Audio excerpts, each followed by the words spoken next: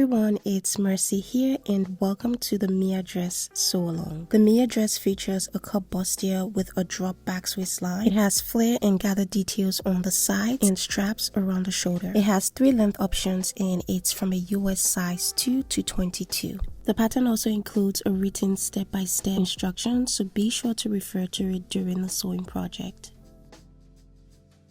My main fabric is a brocade, and for the lining, I'll be using a cotton poplin. Now be sure to do a shrink test on any of your chosen fabric before cutting. To stabilize my fabric, I'll be using this fusible weft interfacing. And for notions, I'll be using this polyester boning, which is about 1 centimeter in width, a velvet ribbon for the straps, an invisible zipper, underwire for the bust cups, which is optional, and a matching thread. So the torso area of this dress drops fairly low, so if you have a shorter torso, here's a quick way you can adjust that to shorten it. Below the lengthen or the shorten line, measure and mark about 1 to 1.5 centimeters down. Make a crease on the lengthen or shorten line and fold down to the points that you just marked. Now hold down and tape in place along the folded line. And this is what it should look like. And based on preference, if you want the torso shorter than that, you can go ahead and use more than 1 or 1.5 centimeters. Now repeat the exact same process to the center front and the back bodice as well. When you're done, go ahead and smooth in any curves around the waistline, and that's it. Now before cutting into your main fabric, you want to make sure to do a mock-up test. This way you would have an idea of the fit and then you can adjust accordingly. Going by the grain lines on my pattern pieces, I've gone ahead to lay it out on fabric. Next, I'm going to cut them out. After cutting the main fabric, I'm going to repeat the exact same process to the lining and the interfacing.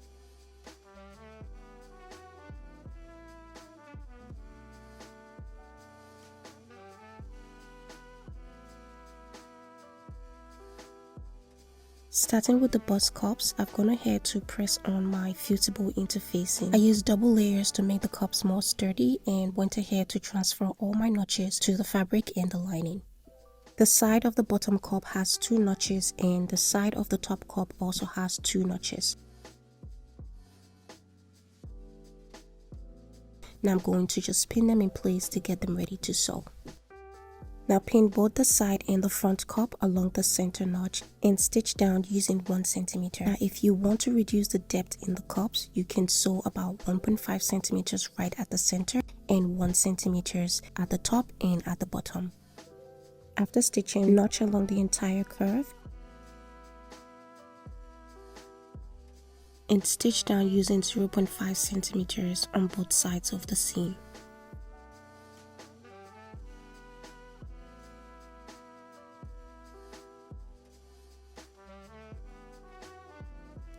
Now match the top cup to the center of the bottom cup and pin in place and stitch down using 1 centimeter.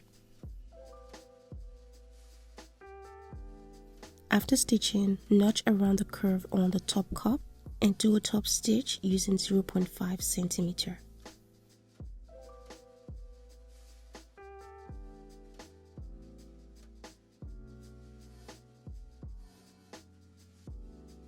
Now repeat the exact same process to the lining.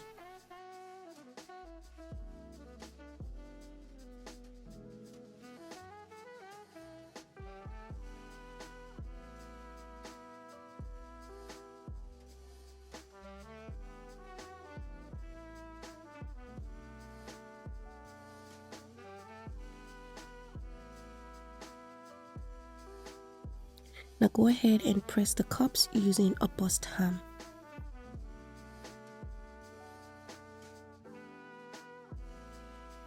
To attach the shoulder straps, measure and mark the strap length. Here I use 28 inches and this could be more based on your preference. Now cut 4 pieces, 2 for the front and 2 for the back. Now place the straps next to the notch, but making sure most of it rests towards the center front. When doing this, make sure to slant it with about 1 centimeter right at the point of the notch, like so. Trim off the excess and place the lining along the top edge of the cups with right sides facing, pin in place and stitch down with 1 centimeter. After stitching, allow the seam to rest on the side of the lining and on the stitch. and then carefully press the seams.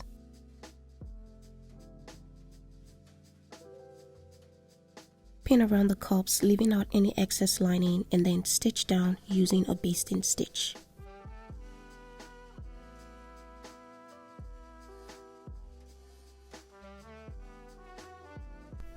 After stitching, carefully trim off the excess lining.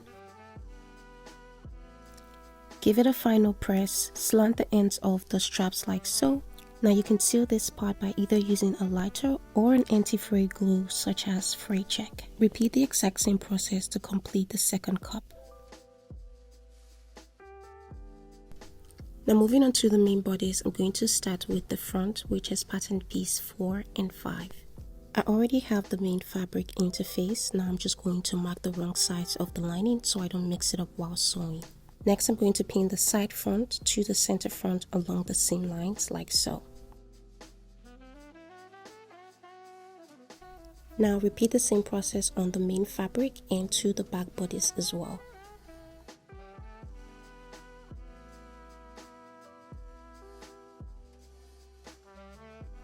Now after pinning both the lining and the fabric pieces, I'm going to stitch down using 1.5 centimeter seam allowance.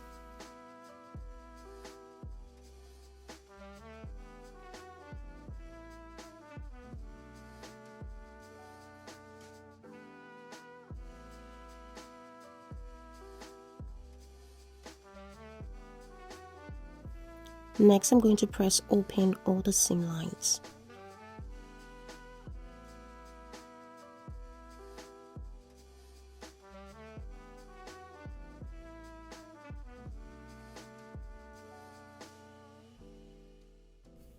Now before attaching the boning to the lining, I'm just going to trim off the angle of the seams like so. To get the boning length, I'm going to mark 1 centimeter from the top of the seam and 1.5 centimeter from the bottom of the seam, like so. Now whatever it measures here is going to be the length of the boning. Now you can either mark this by just measuring the length or place your boning in between the seams like so to get the length. Now make sure to slant the end of the boning to match the back's waistline. Now repeat the process to cut all 4 bonings for both the front and the back lining.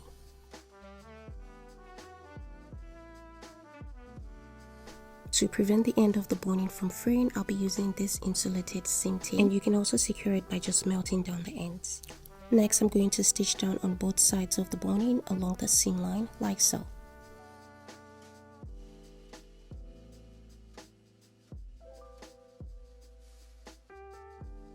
Now after stitching, I'm going to place both the front and the back of the lining side by side and pin in place. And basically repeat the same process to the main fabric. Now after pinning, measure and mark the side seam allowance. For mine, I used 1.5 centimeters at the bust, 2.5 centimeters on the waist, and 2.5 centimeters on the hip. And if a mock-up test was done, you'd have an exact idea of how much your seam allowance should be. Now repeat the same process on the lining and then press your seams open.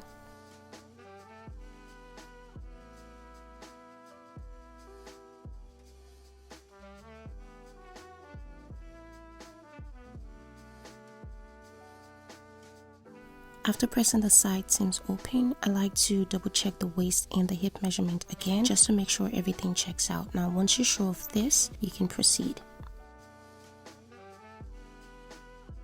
To install the zipper, I'm going to measure and mark the length. Here I use 38 centimeters, which is about 15 inches. And from that point, I'm going to mark the zip allowance, which is 2 centimeters. I'll be using a regular stitch from the zipper length to the hem, and then from the top of the bodice to the zip allowance will be a basting stitch. I'm going to also mark the zip length and the zip allowance on the lining as well. Again, I'll be using a regular stitch from the zipper length down to the hem.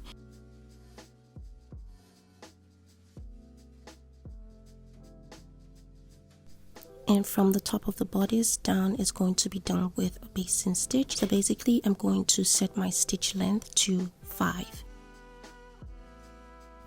I left about 1 centimeter in between both stitches just to differentiate. Next, I'm going to stitch down the zip allowance on the lining.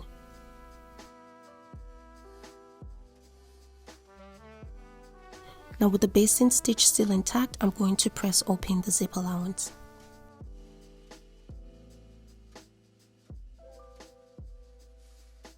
And on the lining as well. Next, I'm going to pull off the basting stitch and attach the zipper, leaving out 1 centimeter from the zip stopper with the teeth resting right along the zip allowance.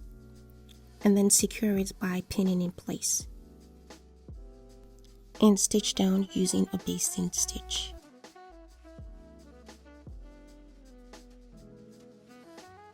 Now repeat the same to the other side of the zipper. First pin down to secure and stitch.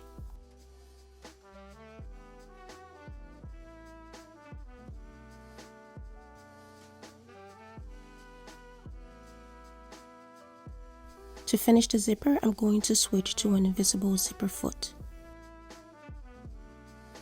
Now to stitch this part down, you want to gently align the teeth of the zipper underneath the gap on the foot and stitch all the way down to the end of the zipper. And repeat the same on the other side of the zipper.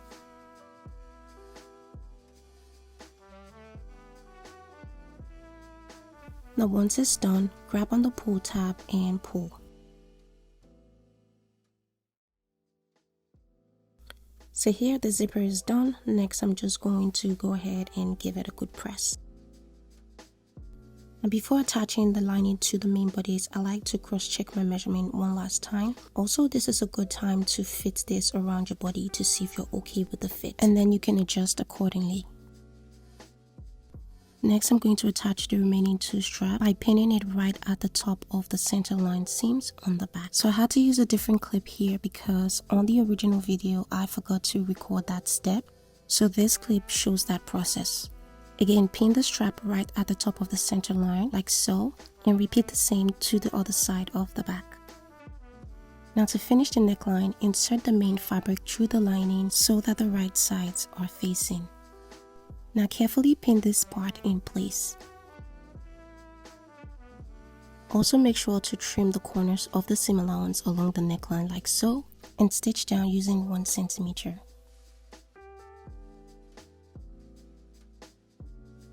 Now while stitching, be careful not to sew over the boning, and also make sure the zipper is lying flat at the beginning and at the end of the stitch. After stitching, move the seam allowance towards the side of the lining and on the stitch.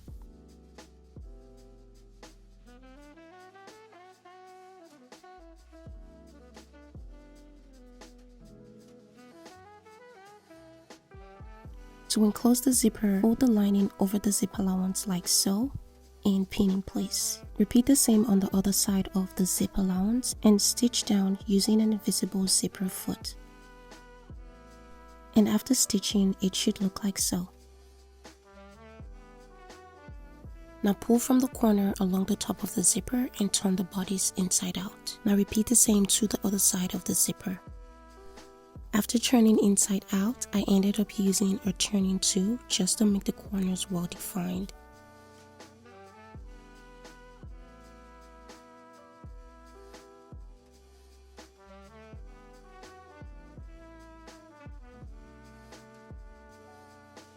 Now pin around the underbust or the cup area and stitch down to hold in place. Now here's what that looks like after stitching. Now carefully press the seams along the neckline.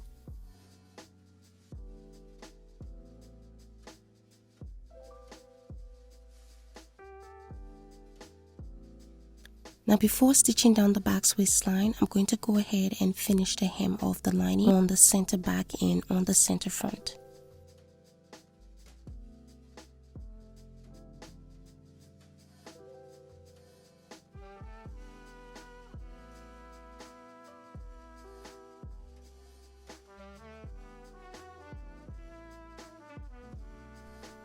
And this is what it looks like after basting.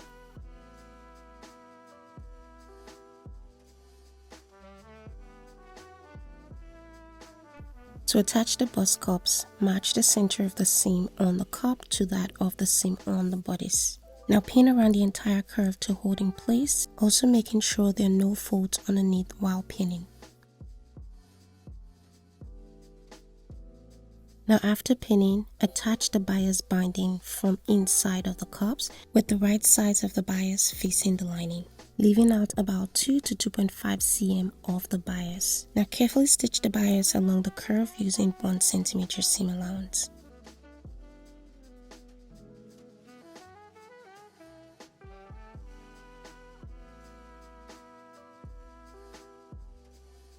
At the end of the stitch, you're going to leave about 2 to 2.5 cm of the bias and then trim off any excess. To enclose the seam, fold the bias over the top like so and carefully pin in place around the entire curve.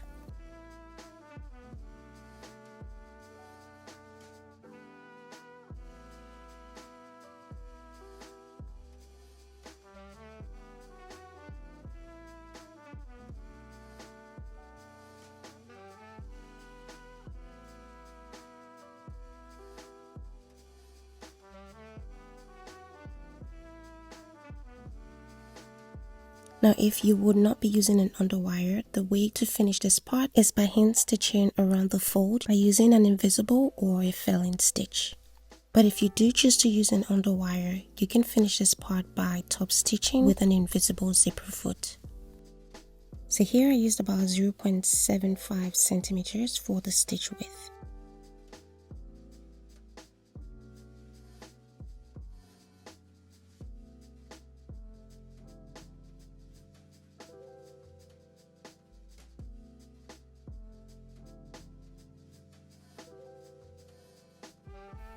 Here's what it looks like after stitching. Next is to insert the underwire. For an even underwires, make sure the shortest part is sitting towards the center front.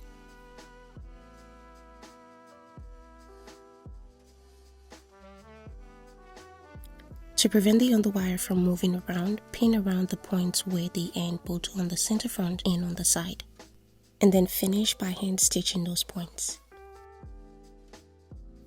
To attach the pocket bags, I'm going to first mark the wrong sides, and I have one edge of the facing overlocked. Next, I'm going to lay the wrong side of the facing to the right side of the pocket bag, pin in place and stitch down by using 0.5 centimeter.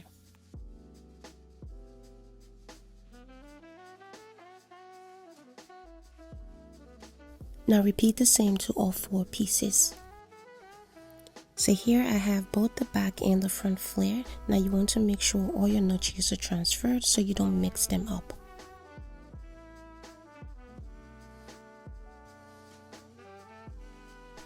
On the front flare, I'm going to lay my interfacing right in between the pocket opening and press. After pressing, lay the pocket bags with right sides facing in between the notches along the side seam. Now pin in place and repeat the same process to all 4 sides of the pocket opening. Now stitch down all pocket bags along the side seam using 0.5 centimeter. Also finish the seams by overlocking. Allow the seams to rest on the outer edge and give it a good press.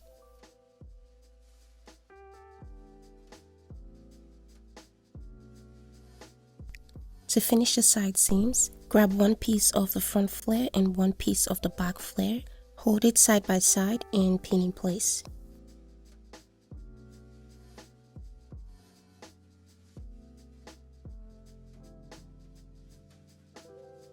After pinning, mark out the 1.5 centimeter seam allowance along the sides and on the pocket bags as well.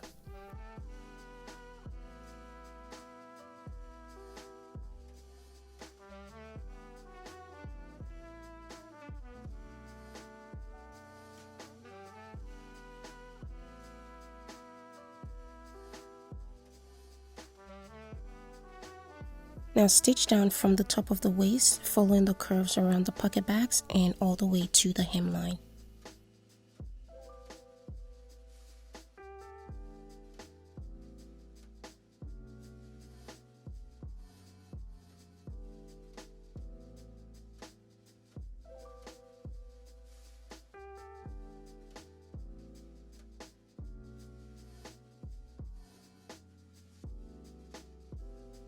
Here's what it looks like all done.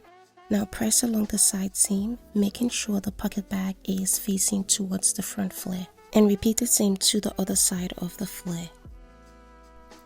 The pocket is all done. Next is to run the gathers along the waistline. So for this, I changed my stitch length to 5 and also adjusted the tension, and I'm going to use 2 lines of basting stitch to run the gathers. You don't have to do a back stitch at the beginning and at the end of this stitch, and make sure the threads at the end is not trimmed too close.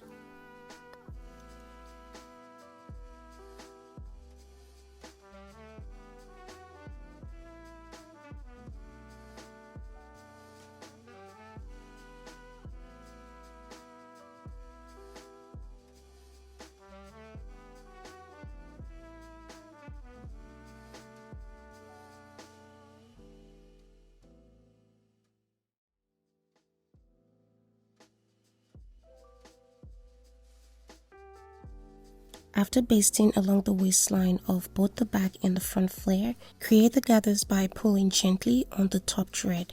Repeat the same on the second flare and make sure to compare it to the opening along the back's waistline.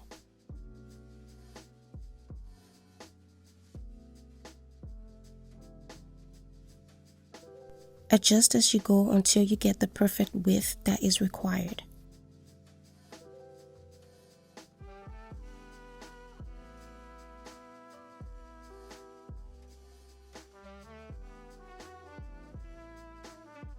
Now the side of the flare that is going to be attached to the back has 2 notches, so make sure to take note of that.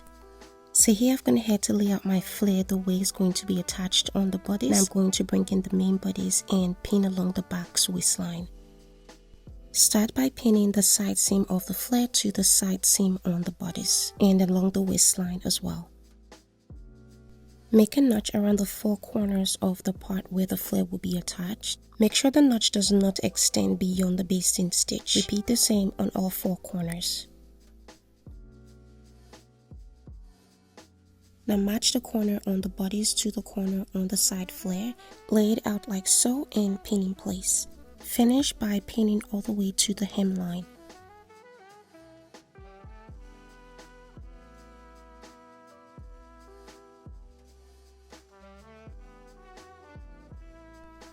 After pinning, you should have it looking like this. Now repeat the same process to the other side.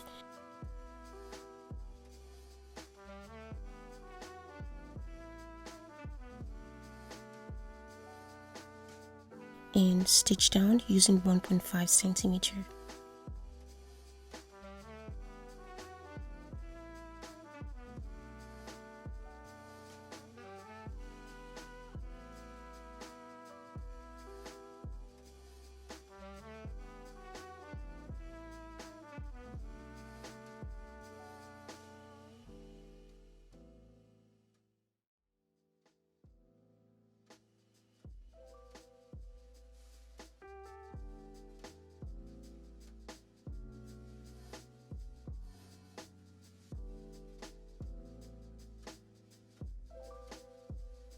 So here's what it looks like after stitching one side.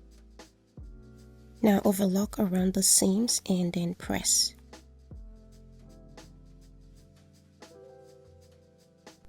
Now you want to press with the seams facing the center front and the center back and facing upward on the waistline.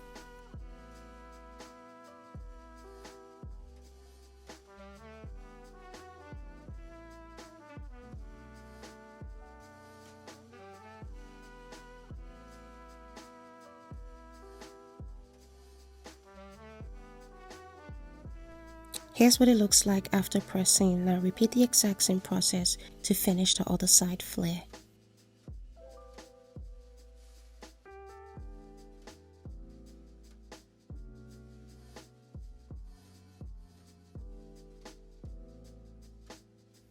Now trim off the excess zipper length, overlock any open seams, as well as the hemline.